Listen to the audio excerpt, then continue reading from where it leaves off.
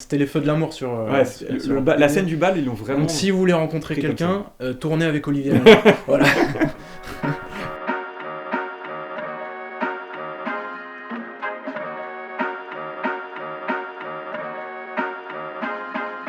Alors le film, ça raconte l'histoire de Thomas, c'est un jeune qui est au lycée et qui va se découvrir une attirance pour Esteban, du coup joué par Jacques Le Pesqueur. Et il va commencer à ressentir des sentiments un peu nouveaux, il va en parler à un ami à lui.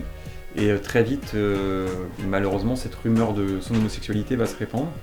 Et il va commencer à subir un peu le regard des autres.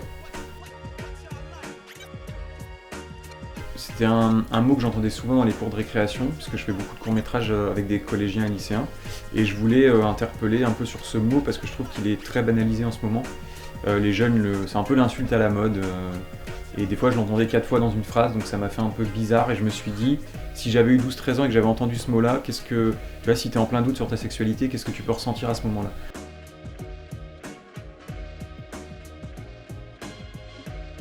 Plein de choses, plein d'émotions, plein de sentiments, je me suis servi aussi de mon vécu personnel. J'ai fait ressortir des choses que probablement j'aurais jamais sorti de ma vie. Voilà, notamment sur la scène du recoin caché. Il en est que ça a été un challenge au départ, hein, quand j'ai lu le script.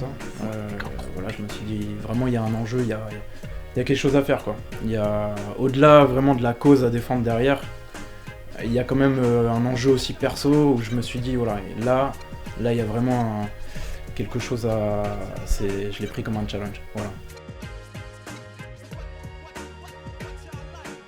Il y avait le froid, je voulais des scènes avec du soleil, on m'a dit... Enlevez vos manteaux, non, remettez les manteaux. Voilà. En fait, ils avaient des habits comme ça, voilà, tout fin, avec, il faisait 0 degré, quoi, donc en fait, c'était l'enfer. On a eu un camion qui a été embourbé dans la terre le jour où on a tourné la scène du prof, donc en fait, entre chaque prise du prof, pas mal, on devait désembourber le camion, ça a pris des heures. Je me souviens, les figurants, le dernier jour, ils partaient au compte-gouttes, parce qu'en fait, on avait une centaine de figurants, mais on les payait pas, on pouvait pas les retenir. C'était jusqu'à 23h, je crois. Ouais.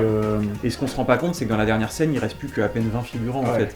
Quand on tourne autour d'eux, on se rend pas compte parce qu'on les a bien répartis, mais en fait, la salle est presque vide, quoi. D'ailleurs, on le voit dans le making-of, parce que du coup, quand Olivier annonce la fin de tournage, bah, il y a des applaudissements, mais les applaudissements, tu sens qu'il y en a une quinzaine derrière, quoi. Ils sont plus de 20, alors puis tu vois l'équipe technique avec quelques figurants.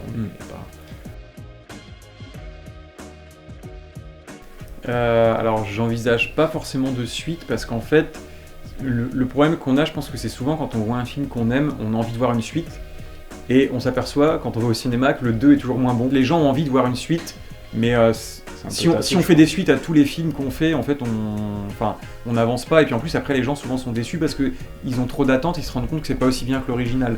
Donc plutôt que de décevoir, je pense qu'il vaut mieux savoir s'arrêter à temps, et ça, il y a beaucoup de studios hollywoodiens qui devraient savoir s'arrêter à temps.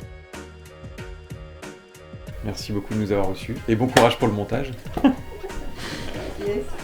Oh la vache, je crois que vous allez tous dormir là. On en a l'air C'est vrai ? Ouais, bah ouais, ils avaient annoncé. À Ouais. partir de 13h, ça a l'air orange. Je vais y aller. Ouais.